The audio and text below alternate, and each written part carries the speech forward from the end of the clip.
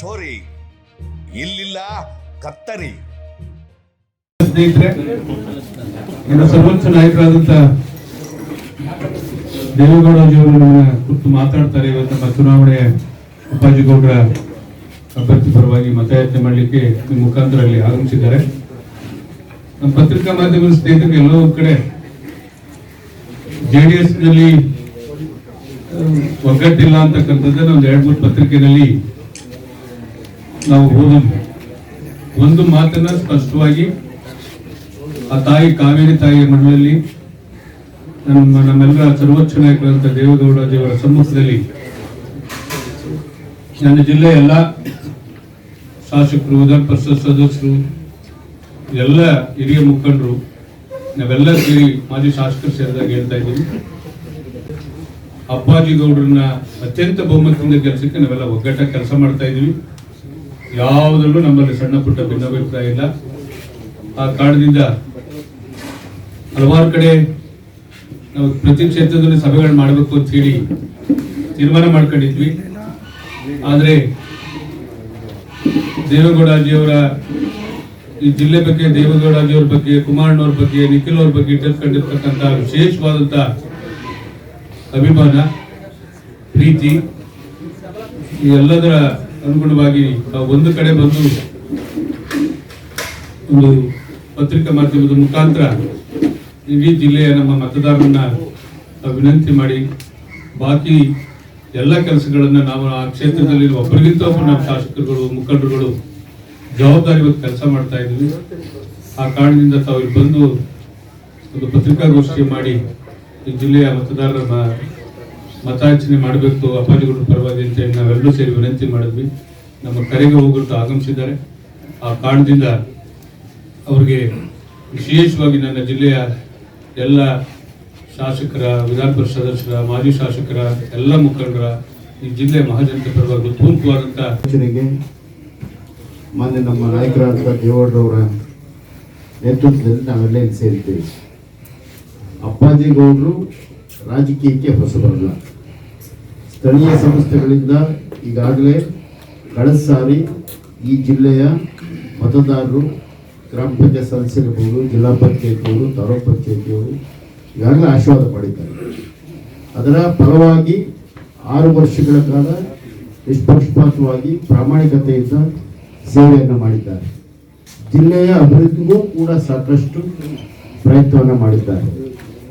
ಈ ಸಂದರ್ಭದಲ್ಲಿ ನಮ್ಮ ಜಿಲ್ಲೆಯ ಶಾಸಕರು, ನಮ್ಮ ಹಾಸನ ಬಿಟ್ಟರೆ ಇಲ್ಲೇ ಹೆಚ್ಚಿರ್ತಕ್ಕಂಥದ್ದು, ಜಿಲ್ಲೆಯ ಶಾಸಕರು ಬಹಳ ಒಗ್ಗಟ್ಟಾಗಿದ್ದಾರೆ.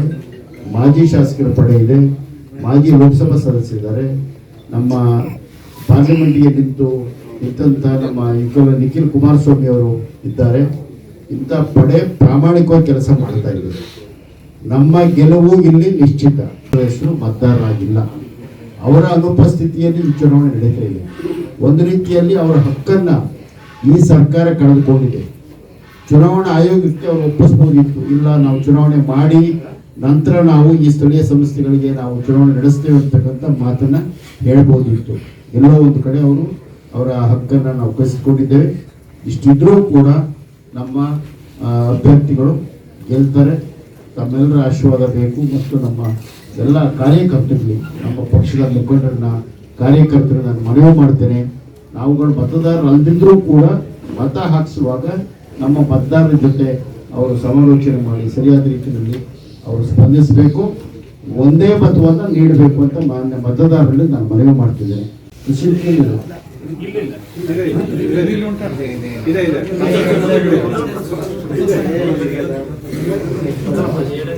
ಮೊದಲನೇ ಮತವನ್ನ ಕೊಡೋದ್ರ ಮೂಲಕ ನಮ್ಮ ಅಭ್ಯರ್ಥಿಯನ್ನು ಗೆಲ್ಲಿಸಿಕೊಳ್ಳಿ. ನಮ್ಮ ಪಕ್ಷ, ನಮ್ಮ ಸರ್ಕಾರ ಇದ್ದಾಗ ನಮ್ಮ ಮಂಡ್ಯ ಜಿಲ್ಲೆಗೆ ಸಾಕಷ್ಟು ಕೆಲಸವನ್ನು ನಮ್ಮ ಕುಮಾರಣ್ಣವರು ಮಾಡಿದ್ದಾರೆ. ಅಭಿವೃದ್ಧಿಯಲ್ಲಿ ನಮಗೆ ಸಾಟಿ ಇಲ್ಲ, ಅಭಿವೃದ್ಧಿ ಮಾಡೋದ್ರಲ್ಲಿ ನಮಗೆ ಸಾಟಿ ಇಲ್ಲ. ಅದರಿಂದ ದಯಮಾಡಿ ಪಕ್ಷದ ವರಿಷ್ಠರು ಬಂದಿರತಕ್ಕಂಥದ್ದು ಹಾಗೂ ಇಲ್ಲಿ ಇರ್ತಕ್ಕಂಥ ಎಲ್ಲ ನಮ್ಮ ಜಿಲ್ಲೆಯ ಶಾಸಕರು, ವಿಧಾನ ಪರಿಷತ್ ಸದಸ್ಯರು, ಎಲ್ಲ ಮುಖಂಡರುಗಳು ಈ ಒಂದು ಪ್ರೆಸ್ ಮೀಟ್ನಲ್ಲಿ ಭಾಗಿಯಾಗಿರ್ತಕ್ಕಂಥದ್ದು. ಈಗಾಗಲೇ ಕಳೆದ ಸುಮಾರು ದಿನಗಳಿಂದ ಹಲವಾರು ಕ್ಷೇತ್ರಗಳು ಯಶಸ್ವಿಯಾಗಿ ಈ ಪೂರ್ವಭಾವಿ ಸಭೆಯನ್ನು ನಾವೇನು ಭಾಳ ಯಶಸ್ವಿಯಾಗಿ ಮಾಡ್ಕೊಂಡು ಬಂದಿದ್ದೇವೆ. ಅದ್ಭುತವಾದಂಥ ಒಂದು ಪ್ರತಿಕ್ರಿಯೆ ಕೂಡ ಪಂಚಾಯಿತಿಯ ಸದಸ್ಯರುಗಳಿರ್ಬೋದು, ಅಧ್ಯಕ್ಷರುಗಳಿರ್ಬೋದು, ಉಪಾಧ್ಯಕ್ಷರುಗಳಿರ್ಬೋದು, ಎಲ್ಲರನ್ನೂ ಭೇಟಿ ಆಗ್ತಕ್ಕಂಥ ಒಂದು ವೈಯಕ್ತಿಕವಾಗಿ ನನಗೆ ಅವಕಾಶ ಸಿಕ್ಕಿರ್ತಕ್ಕಂಥದ್ದು ನಿಜವಾಗ್ಲೂ ಕೂಡ ಸಂತೋಷದ ಒಂದು ವಿಷಯ. ಇವತ್ತು ವಿಶೇಷವಾಗಿ ಡಿಸೆಂಬರ್ 10ನೇ ತಾರೀಕು ನಡೀತಾ ಇರ್ತಕ್ಕಂಥ ಒಂದು ವಿಧಾನ ಪರಿಷತ್ನ ಒಂದು ಚುನಾವಣೆ ಏನಿದೆ, ಅದರ ಒಂದು ಹಿನ್ನೆಲೆಯಲ್ಲಿ ನಮ್ಮ ಅಪ್ಪಾಜಿಗೌಡರು ಮತ್ತೊಮ್ಮೆ 2ನೇ ಬಾರಿ ಪಕ್ಷದ ಒಂದು ವರಿಷ್ಠರ ಒಂದು ಆಶೀರ್ವಾದದ ಮೇಲೆ, ನಮ್ಮ ನಾಯಕರಾದಂಥ ಕುಮಾರಣ್ಣರ ಒಂದು ಆಶೀರ್ವಾದದ ಮೇಲೆ ಹಾಗೂ ಇಲ್ಲಿರ್ತಕ್ಕಂಥ ಎಲ್ಲ ಜಿಲ್ಲೆಯ ನಾಯಕರ ಒಂದು ಆಶೀರ್ವಾದದ ಮೇಲೆ ಮತ್ತೊಮ್ಮೆ ಪಕ್ಷ ಅವ್ರಿಗೆ ಅವಕಾಶ ಮಾಡಿಕೊಟ್ಟಿದೆ. ಇನ್ನು ಮಂಡ್ಯ ಜಿಲ್ಲೆ ಹಾಗೂ ಜನತಾದಳ ಪಕ್ಷ, ದೊಡ್ಡ ಸಾಹೇಬರು ಹಾಗೂ ನಮ್ಮ ತಂದೆಯವರ ಒಂದು ಬಾಂಧವ್ಯ ಬಹಳ ವರ್ಷಗಳ ಒಂದು ನಂಟಿದೆ. ಅವರು ಕೊಟ್ಟಿರ್ತಕ್ಕಂಥ ಒಂದು ಕೊಡುಗೆ ನಿಜವಾಗ್ಲೂ ಕೂಡ ಅಪಾರ ಇಡೀ ಜಿಲ್ಲೆಗೆ. 2019ನೇ ಇಸ್ವಿನಲ್ಲಿ ನಮ್ಮ ಪಕ್ಷ ನನಗೆ ಈ ಲೋಕಸಭಾ ಚುನಾವಣೆಯಲ್ಲಿ ಸ್ಪರ್ಧೆ ಮಾಡ್ತಕ್ಕಂಥ ಒಂದು ಅವಕಾಶ ಕೊಟ್ಟರು. ಆದರೆ ಆ ಒಂದು ಹಿನ್ನಡೆಯನ್ನು ನಾವೇನು ಕಂಡು ನಾನು ಬಹುತೇಕ ಬಹಳಷ್ಟು ಬಾರಿ ನಾನು ಹೇಳಿದ್ದೇನೆ. ಪುಟ್ಟರಾಜಣ್ಣ ಅವರು ಕೂಡ ಅನೇಕ ಸಂದರ್ಭದಲ್ಲಿ ಹೇಳ್ತಾರೆ, ಅವರು ಲೋಕಸಭೆಗೆ ಆಯ್ಕೆ ಆದಂಥ ಒಂದು ಸಂದರ್ಭದಲ್ಲಿ ಅವ್ರಿಗೆ ಕೊಟ್ಟಂಥ ಒಂದು ಮತ 5.25 ಲಕ್ಷ, ಆದರೆ ನನಗೆ 50,000 ಹೆಚ್ಚಿಗೆ ಮತ ಕೊಟ್ಟಿರ್ತಕ್ಕಂಥದ್ದು. ಯಾವತ್ತಿಗೂ ಕೂಡ ನಾವು ಮಂಡ್ಯ ಜಿಲ್ಲೆಯ ಜನತೆ ಪರವಾಗಿ ಇರ್ತೇವೆ ಅಂತಕ್ಕಂಥ ಒಂದು ವಿಶ್ವಾಸದ ಮಾತುಗಳನ್ನ ಹೇಳ್ತಾ, ನಮ್ಮ ಅಪ್ಪಾಜಿಗೌಡರು ಅವ್ರಿಗೆ ಸಿಕ್ಕಂಥ ಒಂದು ಅವಧಿನಲ್ಲಿ ಭಾಳ ಒಳ್ಳೆಯ ಒಂದು ಅಭಿವೃದ್ಧಿ ಕೆಲಸಗಳ ಒಂದು ಮುಖಾಂತರವಾಗಿ ಗುರುತಿಸ್ಕೊಂಡಿರ್ತಕ್ಕಂಥದ್ದು. ಹಾಗಾಗಿ ಮತ್ತೊಮ್ಮೆ ಅವರಿಗೆ ಪಕ್ಷದ ವರಿಷ್ಠರ ಒಂದು ಆಶೀರ್ವಾದದ ಮೇಲೆ ಜಿಲ್ಲೆಯ ಎಲ್ಲ ನಾಯಕರುಗಳು ಸೇರಿ ಅವ್ರನ್ನ ಕಳಿಸಿದ್ದಾರೆ. ದಯವಿಟ್ಟು ಅಲ್ಲಿ ಆಶೀರ್ವಾದ ಮಾಡ್ಕೊಳ್ಬೇಕು ಅಂತ ಕೇಳ್ಕೊಳ್ತೀನಿ. ಧನ್ಯವಾದ. ಬಹುಶಃ ಮೊದಲನೇ ಬಾರಿಗೆ ಮಂಡ್ಯ ಜಿಲ್ಲೆಯಲ್ಲಿ ಲೋಕಸಭಾ ಚುನಾವಣೆ ಆದಮೇಲೆ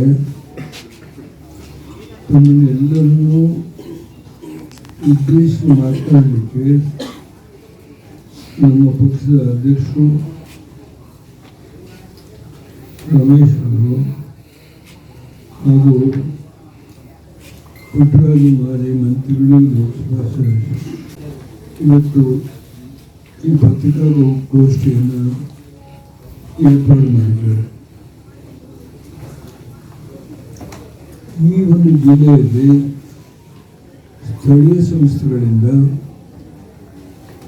ಆಯ್ಕೆ ಆಗ್ತಕ್ಕಂಥ ಅಭ್ಯರ್ಥಿ ಹಿಂದೆ ಯಾರು 6 ವರ್ಷ ರೆಪ್ರೆಸೆಂಟ್ ಮಾಡಿದ್ದಾರೋ ಅವರನ್ನೇ ಮತ್ತೆ ಎಲ್ಲ ನಮ್ಮ ಶಾಸಕರು, ಮುಖಂಡಗಳು ಸೇರಿ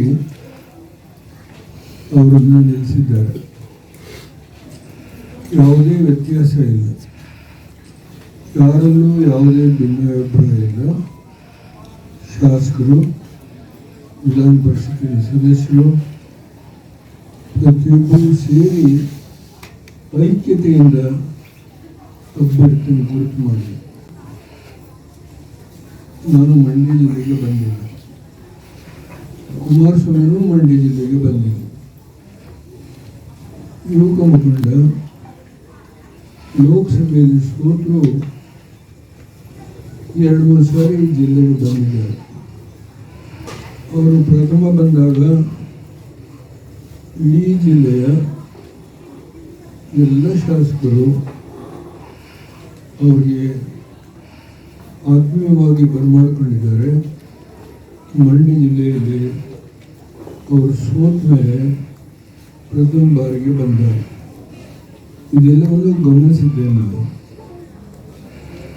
ನಾನು ಯಾಕೆ ಇಲ್ಲಿ ಬರಲಿಲ್ಲ ಅನ್ನೋ ಪ್ರಶ್ನೆ ಉದ್ಭವ ಆಗಿದೆ. ನಾನು ಹಾಸನಕ್ಕೂ ಹೋಗಿಲ್ಲ, ಮೈಸೂರಿಗೂ ಹೋಗಿಲ್ಲ. ವಾಸ್ತವಾಂಶ ಹೇಳಬೇಕಾಗತ್ತೆ. ಇವತ್ತು ನಾವು 7 ಅಭ್ಯರ್ಥಿಗಳನ್ನು ನಿಲ್ಲಿಸಿದ್ದೇವೆ.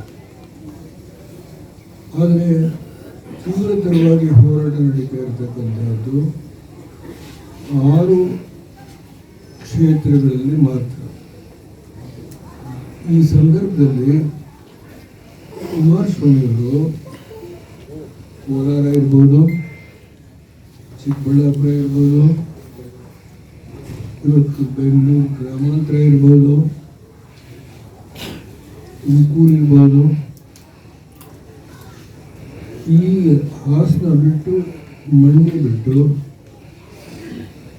ಎಲ್ಲ ಕಡೆ ಅವರು ತೀವ್ರತರವಾದ ಹೋರಾಟ ಮಾಡ್ತಾ ಇದ್ದಾರೆ. ಯಾಕೆ ಮಂಡ್ಯಕ್ಕೆ ಬರಲಿಲ್ಲ ಅಂತ ಹೇಳಿ ನೀವು ಕೇಳಬಹುದು. ಇಲ್ಲಿ ನಮ್ಮ ಎಲ್ಲ ಶಾಸಕರು, ವಿಧಾನ ಪರಿಷತ್ತಿನ ಸದಸ್ಯರು ಮತ್ತು ಇದು ಎಲ್ಲಿ ನಮ್ಮ ವಿಧಾನ ಪರಿಷತ್ ಸದಸ್ಯರು PR ಪೇಟೆಯಿಲ್ಲ. ಈ ಎಲ್ಲ ಸ್ಥಳಗಳಲ್ಲಿ ಪ್ರತಿಯೊಬ್ಬರೂ ಒಗ್ಗಟ್ಟಾಗಿ ಕೆಲಸ ಮಾಡ್ತಾ ಇದ್ದಾರೆ. ಇದು ನಾನು ಗಮನಿಸಿದ್ದೇನೆ. 16 ಲೋಕಸಭಾ ಸೀಟನ್ನು ಗೆದ್ದಿದ್ದಾರೆ. ಹಿಂದೆಂದೂ ಜನತಾ ಪಾರ್ಟಿ ಆಗಲಿ, ಜನತಾ ದಳ ಆಗಲಿ, ಅಥವಾ ಅವಿಭಾಜ್ಯ ಕಾಂಗ್ರೆಸ್ ಬಗ್ಗೆ ನಾನು ಮಾತನಾಡೋದಿಲ್ಲ. ಒಡೆದು ಹೋದ ಕಾಂಗ್ರೆಸ್ ಬಗ್ಗೆ ಹೇಳೋದಾದ್ರೆ ನಾವು ಒಂದು ಸೀಟು ಗೆಲ್ಲಕ್ಕಾಗಲ್ಲ. ಅಂತ ಕೆಟ್ಟ ಸ್ಥಿತಿಯಿಂದ ನಾನು 1977ರಲ್ಲಿ ಜನತಾ ಪಾರ್ಟಿಯ ಒಂದು ಅಧ್ಯಕ್ಷ ಸ್ಥಾನವನ್ನು ನನಗೆ ಕೊಟ್ಟರು. ಯಾರೂ ಅನ್ಯತಾ ಭಾವನೆ ಮಾಡಬೇಡಿ. ನಾನು 16 ಸೀಟ್ ಗೆಲ್ಲಲಿಕ್ಕೆ ಕಾರಣ ಏನು ಅನ್ನೋದ್ರ ಬಗ್ಗೆ ಸೂಕ್ಷ್ಮವಾಗಿ ವಿವರ ಕೊಟ್ಟಿದ್ದೇನೆ. ಇದು ಹಿಂದೂಸ್ತಾನದಲ್ಲಿ ಯಾರೂ ಮಾಡಿದ್ದಿಲ್ಲ, ಮುಸ್ಲಿಮರಿಗಾಗಲಿ ಹೆಣ್ಮಕ್ಳಿಗಾಗಲಿ. ಇವತ್ತು ಇನ್ನೂ ನಾನೇನು ಕಾನ್ಸ್ಟಿಟ್ಯೂಷನ್ ಅಮೆಂಡ್ಮೆಂಟ್ ಮೂವ್ ಮಾಡಿದ್ನು ಅದು ಲೋಕಸಭೆಯಲ್ಲಿ ಇವತ್ತೂ ಪಾಸ್ ಆಗಿದೆ. ದಯಮಾಡಿ ನನ್ನ ಎಲ್ಲ ಸ್ನೇಹಿತರು ನಿಮ್ಮಲ್ಲಿ ವಿನಂತಿ ಮಾಡ್ತೀನಿ. ನಾನೊಬ್ಬ ಸಾಮಾನ್ಯ ಹಳ್ಳಿಯ ರೈತ ಮಗ. ನಾನು ಮುಂದೆ ಮಾತಾಡ್ತೀನಿ ಅನ್ಬೇಡಿ. ನಾನು ಅಧಿಕಾರ ಅದು ಪ್ರಧಾನಮಂತ್ರಿ ಹುದ್ದೆ ಎಂದೂ ನಾನು ಯೋಚನೆ ಮಾಡೋದಲ್ಲ. ಜಫರುಲ್ಲಾ ಅವರು ಮಂಡಿನವರು, ಅವರು ಕೂಡ ಇಲ್ಲೇ ಕ್ಯಾಂಪ್ ಮಾಡಿದ್ದಾರೆ. ನಾನು ಹಾಗಾಗಿ ಎಲ್ಲರ ಹತ್ರ ಮಾತಾಡ್ತಿರ್ತೇನೆ ಫೋನಲ್ಲಿ. ಹೇಗೆ ನಡೀತಾ ಇದೆ ಏನು ಇಲ್ಲ, ನಾವೆಲ್ಲರೂ ಪ್ರಾಮಾಣಿಕವಾಗಿ ನಮ್ಮ ಅಭ್ಯರ್ಥಿನ ಗೆಲ್ಲಿಸಲಿಕ್ಕೆ ಸರ್ವ ರೀತಿ ಪ್ರಯತ್ನ ಮಾಡ್ತಾ ಇದ್ದೀವಿ ಅಂತ ಹೇಳಿ ಪ್ರತಿಯೊಬ್ಬರು ಆ ಆತ್ಮವಿಶ್ವಾಸ ನನಗೆ ಮೂಡಿಸ್ತಕ್ಕಂಥ ರೀತಿಯಲ್ಲಿ ಅವ್ರು ಹೇಳಿದ್ದಾರೆ. ಅವರೇ ನಿರ್ಣಯ ಮಾಡಿದ್ರು, ಇವತ್ತು ನೀವು ಬಂದು ಯಾವ ಮತದಾರ ಬಂಧುಗಳಿದ್ದಾರೋ ಈ ಸ್ಥಳೀಯ ಸಂಸ್ಥೆಗಳ ಚುನಾವಣೆಯಲ್ಲಿ ಗೆದ್ದಿರ್ತಕ್ಕಂಥ ಪ್ರತಿಯೊಬ್ಬ ನನ್ನ ಆತ್ಮೀಯ ಮತದಾರ ಬಂಧುಗಳು, ನನ್ನ ತಾಯಂದಿರು ಯಾರು ಗೆದ್ದಿದ್ದಾರೋ ಈ ಒಂದು ಸಂಸ್ಥೆಗಳಿಗೆ ಶಕ್ತಿಯನ್ನು ಕೊಟ್ಟಿದ್ದು ದೇವೇಗೌಡ ಇಲ್ಲೇ ಕೊಟ್ಟಿದ್ದೀನಿ. 1995ರಲ್ಲಿ ಮೊದಲನೇ ಬಾರಿಗೆ ನಾನು ಹೆಣ್ಮಕ್ಳಿಗೆ ರಿಸರ್ವೇಶನ್ ಕೊಡೋದು, ಸಮಾಜದಲ್ಲಿ ಅತ್ಯಂತ ತುಳಿಯಲ್ಪಟ್ಟಿರ್ತಕ್ಕಂಥ ಎಲ್ಲ ವರ್ಗದವರಿಗೂ ಮೀಸಲಾತಿ ಮಾಡಿ ಅವರು ಜಿಲ್ಲಾ ಪಂಚಾಯತಿ, ತಾಲೂಕ್ ಪಂಚಾಯತಿ, ಗ್ರಾಮ ಪಂಚಾಯತಿ, ನಗರ ಪಾಲಿಕೆ, ನಗರಸಭೆ, ಪುರಸಭೆ ಎಲ್ಲ ಕಡೆ ಅಧ್ಯಕ್ಷ ಸ್ಥಾನವನ್ನು by rotation for schedule cost, schedule tribe, ಆಮೇಲೆ OBC, ಮುಸಲ್ಮಾನರು, ಅದೆಲ್ಲ ಆದಮೇಲೆ ಒಕ್ಕಲಿಗ ಮತ್ತು ಲಿಂಗಾಯತ ಈ ಸಮುದಾಯಗಳಿಗೆ ಹಿಂದೂಸ್ತಾನದಲ್ಲಿ ಮೊದಲನೇ ಬಾರಿಗೆ ಈ ರಾಜಕೀಯ ವ್ಯವಸ್ಥೆಯಲ್ಲಿ ಸಮಾಜದಲ್ಲಿ ತುಳಿಯಲ್ಪಟ್ಟಿರ್ತಕ್ಕಂಥ ಈ ವರ್ಗಗಳನ್ನು ಗುರುತಿಸಿ ನಾವು ಈ ರಾಜ್ಯದ ಮುಖ್ಯಮಂತ್ರಿ ಆದಾಗ ತೀರ್ಮಾನ ಮಾಡಿದ್ದು. ನಿಮ್ಮ ಕಣ್ಮುಂದೆ ನಾನೇ ಕೂತಿದ್ದೇನೆ. ಸಂದರ್ಭದಲ್ಲಿ ಮತ್ತೊಂದು ವಿಶೇಷ ಏನಂದರೆ ಅಪ್ಪಾಜಿಗೌಡರು ಅವರ ಶ್ರೀಮತಿಯವರು ಪ್ರತಿಯೊಬ್ಬ ಮತದಾರರನ್ನ ಎಲ್ಲ ವಿಧಾನಸಭಾ ಕ್ಷೇತ್ರಗಳಲ್ಲಿ ಸ್ವತಃ ಹೋಗಿ ಭೇಟಿ ಮಾಡಿದ್ದಾರೆ. ಕೇವಲ ಎಲ್ಲೋ ಒಂದು ಕಡೆ ನಾವು ದೊಡ್ಡ ಸಭೆಯನ್ನು ಮಾಡಿ ಒಂದು ಸಾರ್ವಜನಿಕವಾಗಿ ಅತ್ಯಂತ ಉತ್ತಮವಾದ ಸಭೆ ಆಯಿತು ಅಂತ ಹೇಳಿ ಬೇರೆ ಕಡೆ ನಾವು ಮಾಡ್ತಾ ಇದ್ದೀವಿ. ಆ ರೀತಿ ಮಾಡಲಿಕ್ಕೆ ಹೋಗಿಲ್ಲ ಇಲ್ಲ. ಅವರು ಅವರ ಶ್ರೀಮತಿಯವರು ಪ್ರತಿಯೊಬ್ಬ ಮತದಾರರನ್ನು ಸ್ವತಃ ಭೇಟಿ ಮಾಡಿದ್ದಾರೆ. ನಾನು ಪ್ರತಿದಿನ ಏನೇನು ನಡೀತಾ ಇದೆ ಇಲ್ಲಿ ಅಂತ ತಿಳ್ಕೊಳ್ತಾ ಇರ್ತೀನಿ. ಇದ್ರ ಜೊತೆಗೆ ನಮ್ಮ ಶಾಸಕರು ಅವರವರ ಕ್ಷೇತ್ರದಲ್ಲಿ ಅವರು ಎಷ್ಟು ದಿನ ಇವತ್ತು ಪಂಚಾಯತಿಗೆ, ಪಟ್ಟಣ ಪಂಚಾಯತಿಗೆ ಅಥವಾ ಕೆಲವು ಕಡೆ ಪುರಸಭೆಗೆ ಗೆದ್ದಿದ್ದಾರೋ ಆ ಎಲ್ಲ ಗೌರವಾನ್ವಿತ ಚುನಾಯಿತ ಸದಸ್ಯಗಳನ್ನು ಭೇಟಿ ಮಾಡ್ತಕ್ಕಂಥ ಕೆಲಸವನ್ನು ಪ್ರತಿಯೊಬ್ಬ ಶಾಸಕರು ಪರಸ್ಪರ ಸಂಘರ್ಷ ಆಯಿತು, ಅದೆಲ್ಲ ಹೇಳಲಿಕ್ಕೆ ಹೋಗಲ್ಲ. ಅದಾದ್ಮೇಲೆ ನಾನು ಡೆಲ್ಲಿಗೆ ಯಾವಾಗ ವಾಜಪೇಯಿ ಸರ್ಕಾರ 13 ದಿನಕ್ಕೆ ಇದ್ದೋಯ್ತು, ಆಗ BJP-ಯೇತರ ಕಾಂಗ್ರೆಸ್-ಯೇತರ ಎಲ್ಲ ಮುಖ್ಯಮಂತ್ರಿಗಳು ಮುಖಂಡರನ್ನು ಕರೆಸಿದ್ರು. 3 ದಿನ ಹೋರಾಟ ಆಯಿತು. ಜ್ಯೋತಿ ಬಸು ಅವರೇ ಹೇಳಿದ್ದಾರೆ, I have committed a human blunder, humanitarian blunder, not accepting the offer of the Prime Minister. Our life ಇಷ್ಟೇ ಬರ್ಕೊಂಡಿದ್ದಾರೆ. ಅದನ್ನು ಬಹುಶಃ ಈಗಾಗಲೇ ಬಿಡುಗಡೆ ಆಗಿರ್ಬೋದು. ನನ್ನ ಜೀವನ ಚರಿತ್ರೆ ಏನಿದೆ ಅದು ಲಂಡನ್ನಲ್ಲಿ ಇರ್ತಕ್ಕಂಥ ಒಂದು ಪಬ್ಲಿಷರ್ ಅವ್ರು ಬರೆದಿದ್ದಾರೆ. ಈಗಾಗಲೇ ಇವತ್ತಿಂದ ಬಿಡುಗಡೆ ಆಗಿರ್ಬೋದು. ಅದರಿಂದ ನಾನು ಅವರು ಹೇಳಿರೋದನ್ನೆಲ್ಲ ಎಕ್ಸ್ಟ್ರಾಕ್ಟ್ ಹಾಕಿದ್ದಾರೆ. ಅವತ್ತೇನು ನನ್ನ ಮೇಲೆ ಒತ್ತಾಯ ಮಾಡಿ ನನ್ನನ್ನು ಸ್ಥಾನದಲ್ಲಿ ಕೂರಿಸಿದ್ರು,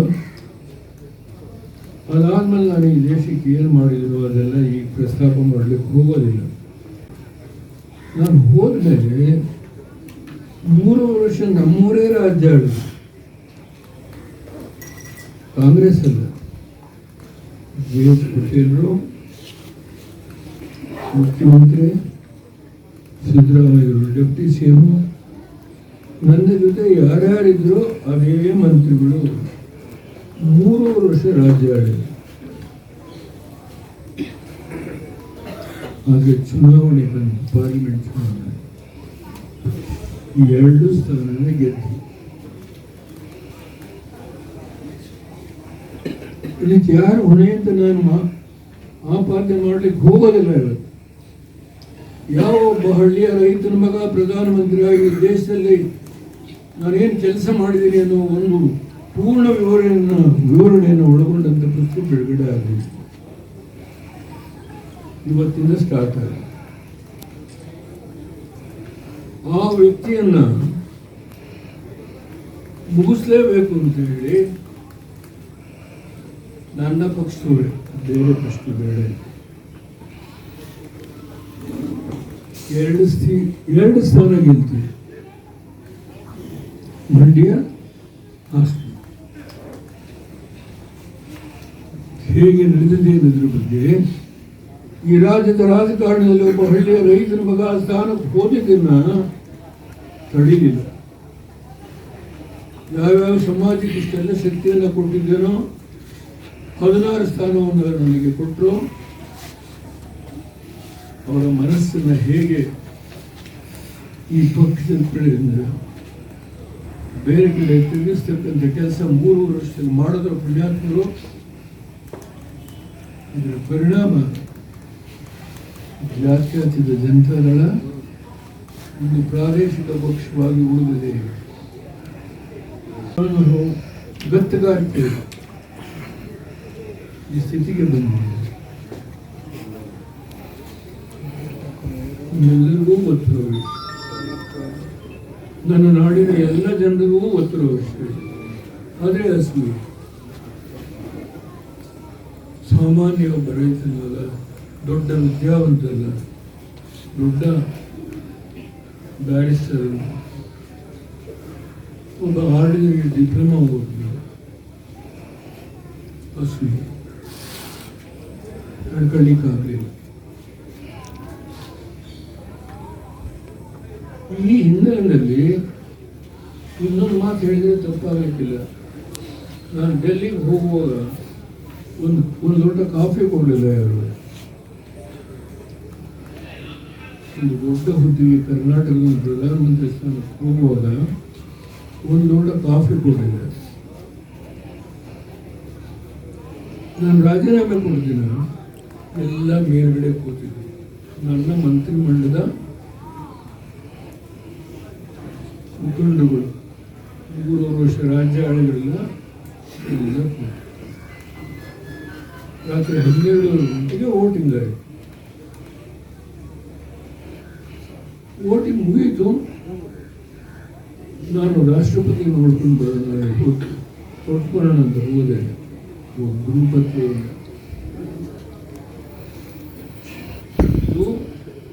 ದೇವೇಗೌಡರ ಒಂದು ಜೀವನದಲ್ಲಿ ಕೊನೆಯ ಗಳಿಗೆವರೆಗೂ ಈ ನೋವನ್ನು ಯಾರೂ ತೆಗೆದಾಗಲಿಕ್ಕಾಗಲಿಲ್ಲ. ನೋವನ್ನು ಯಾರೂ ತೆಗೆಯಲಿಕ್ಕಾಗಲ್ಲ. ಆ ನೋವಿಂದಲೇ ನಾನು ಹೋಗಿ. ಆದರೆ ಇವತ್ತು ಮಂಡಿಗೆ ಬಂದಿರೋದು ನನ್ನ ರಾಜಕೀಯ ಬೆಳವಣಿಗೆಗೆ ಶಕ್ತಿ ತುಂಬಿದಂಥ ಯಾವುದಾದ್ರೂ ಒಂದು ಜಿಲ್ಲೆ ಇದ್ರೆ ಹಾಸನ ಬಿಟ್ಟರೆ ಮಂಡ್ಯ.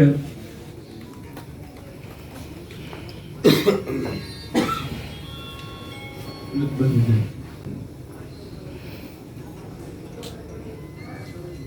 ಅಪ್ಪಾಜಿಗೌಡರು 6 ವರ್ಷದಲ್ಲಿ ಏನಾದರೂ ಸಣ್ಣ ಪುಟ್ಟ ದೋಷಗಳಿರ್ಬೋದು.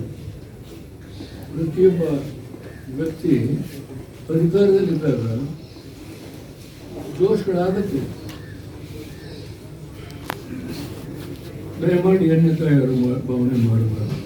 ಆದರೆ ಅವರ ಹಂಬಲ್ನೆಸ್, ಹೆಂಡತಿ ತಾನು ಇಬ್ಬರು ಹೋಗಿ ಪ್ರತಿಯೊಬ್ಬ ಮತದಾರರನ್ನು ಭೇಟಿ ಮಾಡಿ ಅವರ ಕೈ ಜೋಡಿಸಿ ಕೇಳ್ತಿದ್ದಾರೆ. ಅವ್ರ ಮೇಲೆ ಭ್ರಷ್ಟ ಅಂತ ಯಾರು ಹೇಳಲಿಕ್ಕಾಗಲ್ಲ. ನಮ್ಮ ಶಾಸಕರು ಎಲ್ಲ ಕೂಡ ಅವರವರ ಕ್ಷೇತ್ರದಲ್ಲಿ ಪಣ ತೊಟ್ಟು ಕೆಲಸ ಮಾಡ್ತಾ ಇದ್ದಾರೆ. ಅದರಿಂದನೇ ಒಂದು ಪ್ರೆಸ್ ಮೀಟ್ ಮಾಡಿದ್ರೆ ಸಾಕಾಗ್ಬೋದು ಅಂತ ಹೇಳಿ ಅವರು ನನ್ನನ್ನು ಇಲ್ಲಿ ಬರಮಾಡ್ಕೊಂಡಿದ್ದಾರೆ. ನಮ್ಮ ಅಧ್ಯಕ್ಷರು ಬಂದಿದ್ದಾರೆ, ಯುವದಿಂದ ಅಧ್ಯಕ್ಷರು ಬಂದಿದ್ದಾರೆ. ನಾವೆಲ್ಲ ಇಲ್ಲಿ ಕೂತಿದ್ದೇವೆ. ಪುಟ್ಟರಾಜ್ ಅವರು ಪೂರ್ವ ಪೀಠಿಕೆಯಾಗಿ 4 ಮಾತು ಹೇಳಿದ್ದಾರೆ. ಅದನ್ನು ಇವತ್ತು ನಾನು ನನ್ನ